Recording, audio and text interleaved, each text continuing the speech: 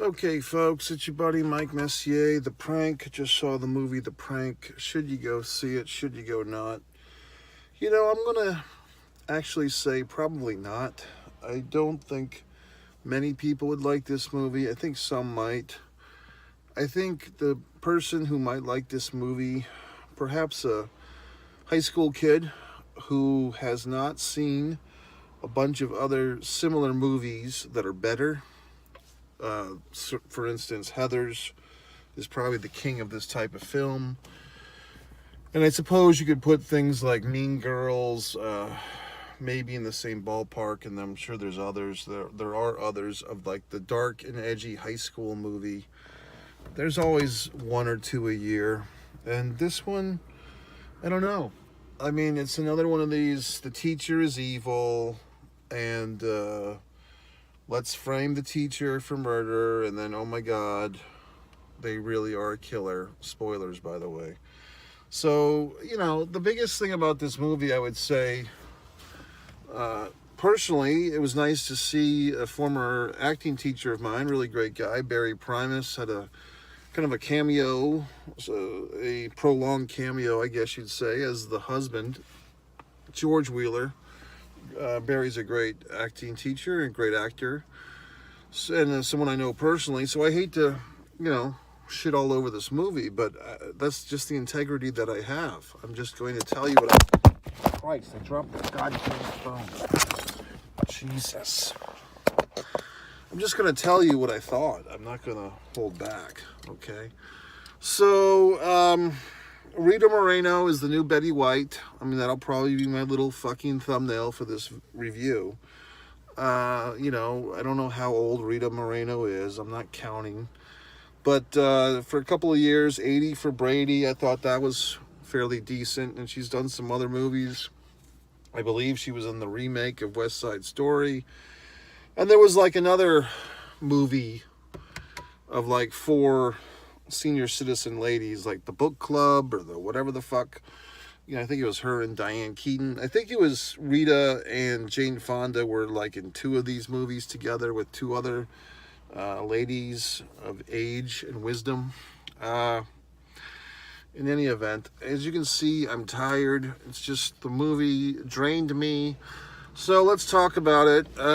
Why exactly? I think The Prank, and for some reason, I was called to go see this movie. There was something telling me that I would enjoy this movie. I don't know what it was.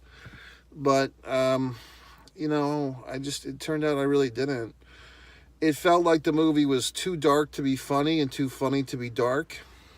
One of those deals. Like the movie kind of had an identity crisis. Are we supposed to be laughing? Are we supposed to be afraid? The teenage angst crap, we've just seen it a million times. Also, the lead relationship between the 2 leads, it was a weird thing because it's like that nerdy lead guy type of character. Then he's got like the platonic female friend who has every characteristic. She's a computer nerd. She's funky. She says what's on her mind. She's artsy. Like every fucking friend characteristic you can throw. Dare I say, she's Asian. Like everything you can throw at this character.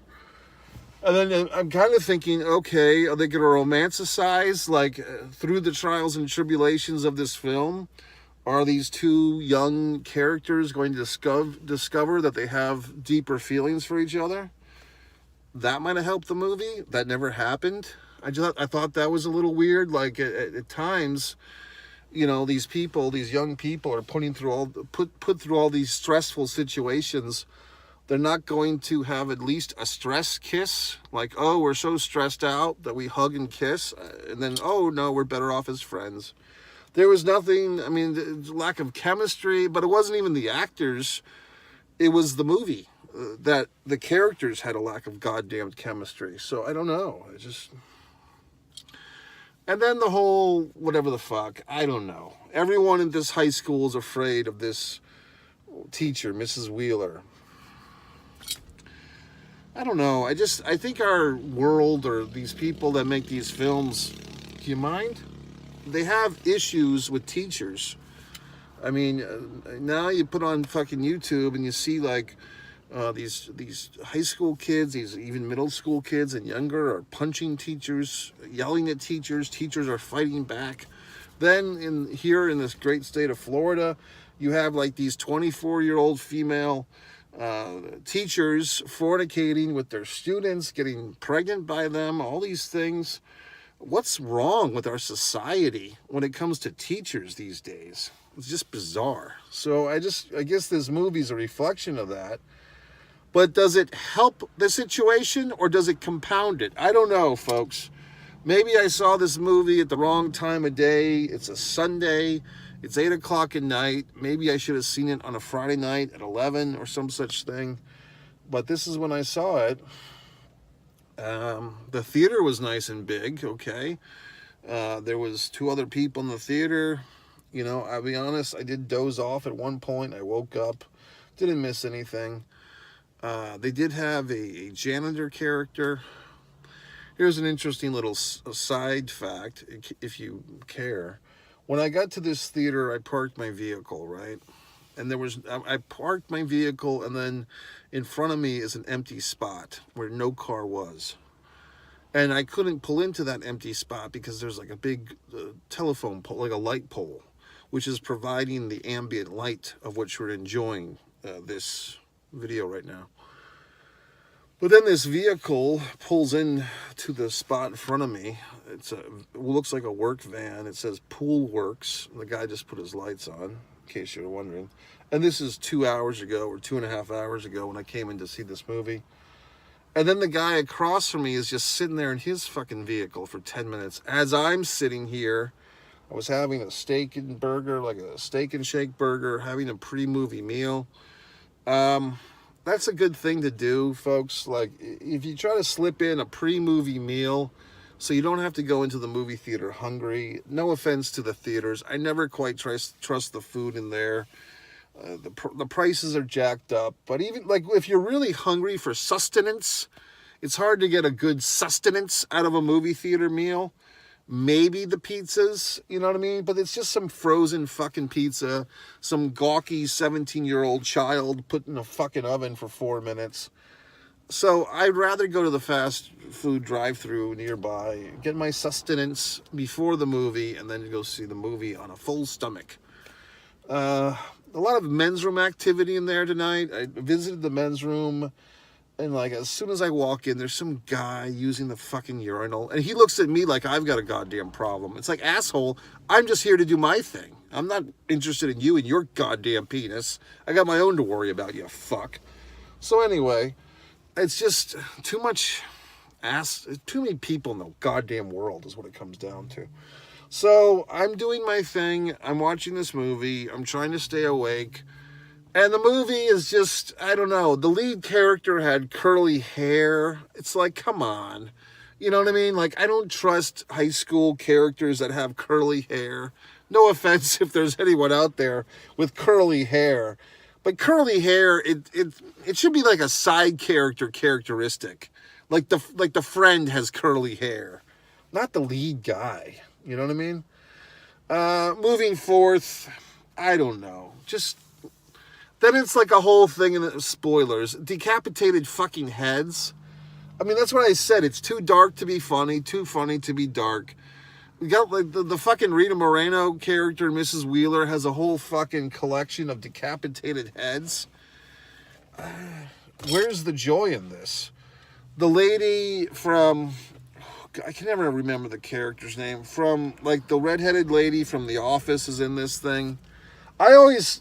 like when I see people from The Office have a job, you know, besides Steve Carell and the tall guy. It's nice to see these people are still working because, like, you know, it's nice. But here she is, you know, in this catastrophe of a film. What else? Okay. At the end of the movie, you ever go to one of these, and for the independent filmmakers out there, you've probably experienced this nonsense. When you go see, like, the 48-hour film festival, if you ever go to that train wreck of a weekend, And everybody who makes a fucking movie feels inclined to show their bloopers at the end credits. I'm going to show, this side of the fucking screen with the rolling credits, but to entertain your ass while you're reading these credits you don't give a shit about, here's a little box of bloopers. Because the movie was so fucking good, we know what you'd really like to see is a bunch of scenes that didn't make the final cut. Because fucking the prank was so entertaining that you're fucking sleeping in the theater with 2 other people in the theater. We know that you need more of this abuse. So here's a bunch of fucking takes where the actors giggled and somebody said the wrong word. Wow. Entertaining. I mean, just what the fuck? The most self-congratulatory shit. So that's one of the hallmarks of a movie that's not well executed. When they feel like they have to give you more entertainment on the way out the door. Like, we know you really didn't enjoy this movie, but we enjoyed making it. And here's all our goddamn bloopers. Thanks. I don't give a shit, okay? If the movie was good, I wouldn't need to see the bloopers. You would end on a nice boom, and then I'd leave. I mean, it's become a real crutch, not only of these Marvel movies and these DC goddamn universe movies, but all these movies that need to give you a little bumper, a little send-off. You sit through the goddamn credits. Oh, I wonder if there's a bonus scene. Christ. So, in this one, there is. So if you suffered through the prank for 2 hours, then you get to suffer through more of it. I mean, God in heaven. And none of the bloopers are particularly funny or insightful. They're just horseshit bloopers. The worst blooper fuck thing of all time, I think, I want to say it was... I don't think it was Get Shorty. I think it was the sequel to Get Shorty 20 years ago. Danny DeVito and all those fucks that were famous back then. What the hell was it called? Stay Smart or Stay Fast or Stay Sane or whatever the fuck. The sequel to Get Shorty, like they do the blooper reel, and cell phones were like the new hot thing at the time, like whatever year this was. And at the end of the movie, like, they show Danny DeVito putzing around the set, and then in character, and then suddenly his phone rings, and he gets all excited because his phone rang, and he answers it. I'm making a movie! Who gives a shit? These self-congratulatory fucks, okay? So anyway, I didn't like the prank. Like I said, I was happy to see my buddy there, Barry Primus, still doing this thing. And Rita, like I said, part of the ailment of being an actor is sometimes you get shitty roles, and to her credit, she's had a couple of good ones recently. The 80 for Brady was decent, and whatever the fuck the other one is, The Book Club or whatever the fuck. But this one, no, I don't think so. Don't think so, folks. If there was any standout in this thing, it was probably the friend, the aforementioned artsy computer nerd friend character lady. She was pretty good. The lead guy, I don't know. I mean, that's the thing, folks. To carry a movie as a lead character, you really have to be quite fucking good. You have to be like someone the audience wants to hang around with for a couple of hours. And that's a tough job. Okay, and I don't know if this young gentleman is equipped for that in the future with a better film or a different film. Maybe he is, maybe he's not. But this one, like I said, I'm making a rare thing here. What I can't think of anyone that would particularly enjoy this film unless you're like the edgy, high school kid who hates everything. And you haven't seen Heathers, and you haven't seen, Mean Girls, and you haven't seen all these other things that are a lot better. There was, I believe, 10 years ago, maybe 15, there was like a movie called Killing Miss Tisdale or some shit, where like a bunch of, high school girls like abducted their teacher. Vague memory of this. So I could be wrong, but I'm having a vague memory of some Killing Miss Tingle or whatever the fuck. Not to be confused with the original title of the Saved by the Bell. I have been enjoying this YouTube series, Zach Morris's Trash. I don't know if you fine folks have seen that channel or whatever the fuck. It is humorous. I do tune it in. Whoever they is, some asshole takes these old Saved by the Bell episodes and he kind of remixes them and puts a slant where he explains how evil of a person the character of Zach Morris was, which is humorous. When this movie ended, I could have gone to see another movie. Like the timing was right. I could have gone over to see the new Historical Society of American Negroes, I believe it's called. Their title, not mine. I thought of thinking of doing that, but look, I'm so fucking word tired here. I can't even speak because this movie was this whatever the fuck, the prank just drained the life out of me. So that's it, folks. So anyway, your buddy Mike Messier, One Man at a Camera Films. If you want to go to my YouTube channel, what else? One Artist Mike Messier. If you want to see my wonderful artwork. This channel has my movie reviews, a few other things, life rants. And for the pro wrestling fans out there, one pro wrestling and sports fan, there was just this couple going to their vehicle, and the woman was very exaggerated with her hand gestures, and the man was just like, okay, I got to listen to this all night. So that's it, folks. Good night. MikeMessier.com. Go buy my books.